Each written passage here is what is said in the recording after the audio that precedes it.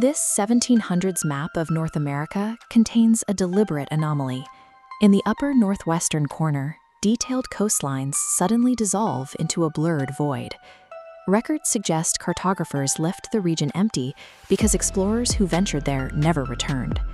The coordinates identify a single, desolate location, a deep mountain valley tucked between Alaska and the Northern Territories, isolated by freezing heights and impassable terrain. This valley was home to a tribal settlement that existed outside of any known indigenous network. According to regional lore, they were a people who maintained a specific, active connection to the supernatural forces of the wilderness. They utilized this extreme geographical isolation as a strict spiritual quarantine, a way to keep their specific practices completely hidden from the outside world. Nearby tribes claimed the villagers in the valley had no need for human speech. Instead, they were said to communicate directly with the sky itself. Their central practice involved intense fire rituals held under the cover of night. Witnesses described massive bonfires roaring in the snowy dark, surrounded by the silhouettes of the tribe.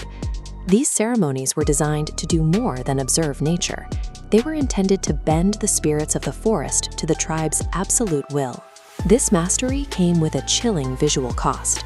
Reports describe glowing, disembodied eyes standing at the edge of the woods every night, watching the villagers from the darkness. For decades, these rituals allowed the tribe to maintain total control over the valley, creating a territory where the natural and supernatural laws were rewritten.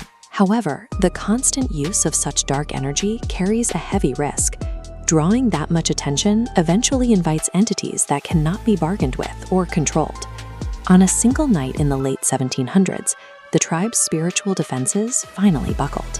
At midnight, a glowing red sky appeared directly over the valley, casting a crimson light that reflected off the surrounding snow. A sound began to descend from the clouds, a deafening, metallic vibration that bore no resemblance to any animal or human noise. The environment reacted with physical violence.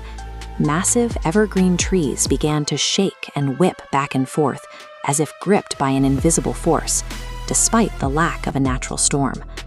Panic took hold of the village, as their traditional rituals failed to stop the descent. In a few chaotic minutes, the people who had claimed to rule the forest spirits were completely overwhelmed.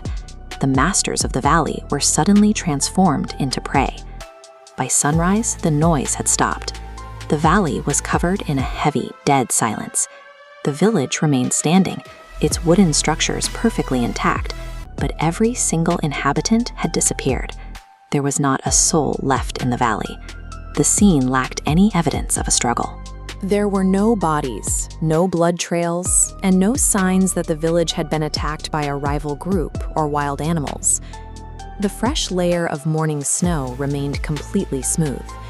No footprints led away from the cabins, and no tracks suggested a mass flight into the mountains.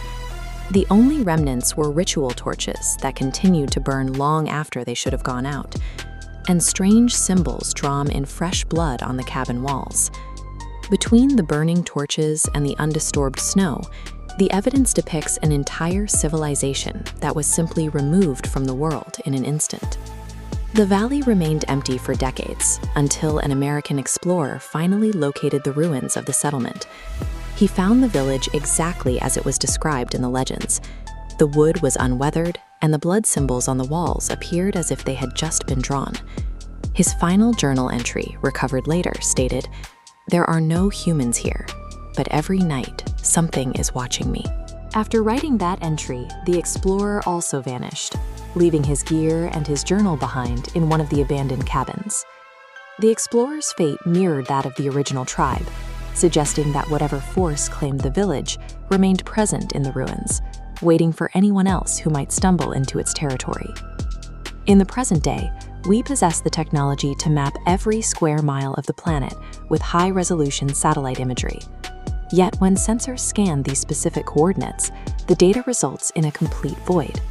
The digital grid fails to render anything but a dense, featureless cluster of trees. While our modern maps have effectively erased the city from the physical world, the stories of the red sky and the blood-marked walls continue to endure. We use technology to convince ourselves the world is fully explored, but the deep wilderness still holds places where people can be erased without a trace, leaving nothing but an empty spot on the map.